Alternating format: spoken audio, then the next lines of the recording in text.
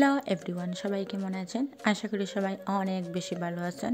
আলহামদুলিল্লাহ, আমরাও ভালো আছি। নতুন দিনে নতুন আরেকটি রেসিপি নিয়ে চলে আসলাম। আশা করি আপনাদের সবার অনেক বেশি ভালো লাগবে। আজ আমি আপনাদের সাথে শেয়ার করব কিভাবে বাসায় খুব মজা করে একটি পুডিং বানানো যায়। আর যারা বাসায় একবার পুডিং এরকম বানিয়ে খেয়েছেন তারা হয়তো স্বাদ এখনো ভুলেননি। এখনো যারা খাননি তাহলে আমার এই রেসিপিটি দেখে খুব সহজেই বানিয়ে নিতে পারবেন পুডিং। তাহলে চলুন কথা না বাড়িয়ে আমরা মূল রেসিপিতে চলে যাই। এখানে প্রথমেই আমি একটি পাত্র নিয়েছি, যে কোনো ধরনের পাত্র নিতে পারবেন। আমি একটি নন স্টিকের পাত্র নিয়েছি, নিয়ে 1 চামচের মতো চিনি আমি দিয়ে দিলাম পাতিলে।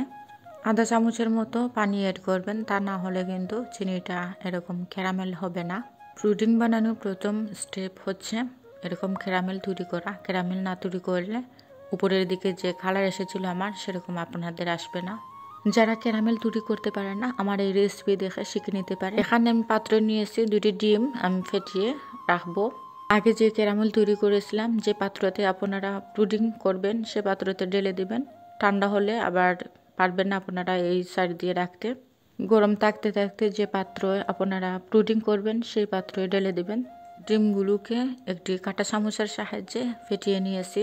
এখন ওই যে ক্যারামেল আমি ঢেলে দিয়েছিলাম যে পাত্রে আমি পুডিং বানাবো, ঠিক সেই পাত্রে এখন দিয়ে দেব আমি লিকুইড দুধ। আধা লিটার পরিমাণকে একদম জাল দিতে দিতে আমি একদম 1 কাপ করে রেখেছিলাম। ওই 1 কাপ লিকুইড দুধ আমি ঢেলে দিলাম। এখানে আরেকটি বিষয় আছে, আপনারা হয়তো দেখতেই পারছিলেন লিকুইড দুধের কালার একটু অন্যরকম। লিকুইড দুধটি আমি তৈরি করেছিলাম যে পাত্রে আমি ক্যারামেল তৈরি করেছিলাম, ঠিক সেই পাত্রে আমি জাল দিয়ে রেখেছি, সেজন্য একটু এরকম হয়েছে।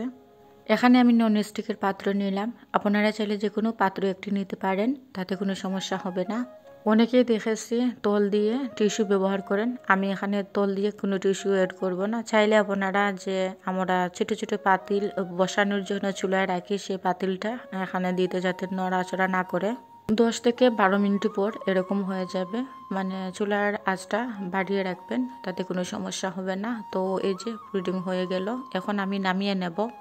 এই তো আমি নামিয়ে নিলাম, আর এখন রেখে দেব ফ্রিজে সারা রাতের জন্য। তো সকালে এই যে আমার পুডিং, খুব সুন্দর একটি পুডিং হয়েছে। এই তো দেখেন আপনারা, কি বলবো, খেলে আবার করে বানিয়ে খাওয়ার ইচ্ছে জাগবে। এই পুডিং বাচ্চারা যেরকম পছন্দ করবে, বৃদ্ধ মানুষ কিন্তু আরও বেশি পছন্দ করবে। বিশেষ করে বৃদ্ধ মানুষেরা বেশি পছন্দ করে, কারণ ওনাদের তো শক্ত শক্ত জিনিস খেতে অনেক সমস্যা হয়। আর এরকম পুডিং খুব নরম একটি জিনিস, খাবার আর পুষ্টিকর। চাইলে আপনাদের বাচ্চাদেরকেও কিন্তু টিফিনে দিতে পারেন। মাত্র 3টি উপকরণ দিয়ে খুব সহজেই আপনারা বাসায় তৈরি করতে পারবেন এই মজাদার পুডিং। অনেকে আবার ভ্যানিলা এসেন্স ব্যবহার করেন। এখানে ভ্যানিলা এসেন্স ব্যবহার করার মতো কিছু আমি দেখি না, কারণ ডিমের কোনো গন্ধই আসে না। আমার এই রেসিপি যদি দেখে কিছুটা উপকৃত হন, তাহলে চ্যানেলটি সাবস্ক্রাইব করে রাখুন। আপনার পছন্দের খাবার আপনার হাতেই চলে যাবে। আমি যখন আপলোড দিই আপনারা খুব শীঘ্রই কিন্তু দেখতে পারবেন। নতুন নতুন যারা আমার এই চ্যানেলে দেখেছেন তারা চাইলে কমেন্ট করতে পারেন, আপনাদের মতামত জানাতে পারেন। ভালো লেগে থাকলে সাবস্ক্রাইব, লাইক এবং আপনার ফ্যামিলি মেম্বারের কাছে শেয়ার করতে পারেন ভিডিওটি। এ পর্যায়ে সবাই ভালো থাকবেন, সুস্থ থাকবেন। খুদা হাফিজ।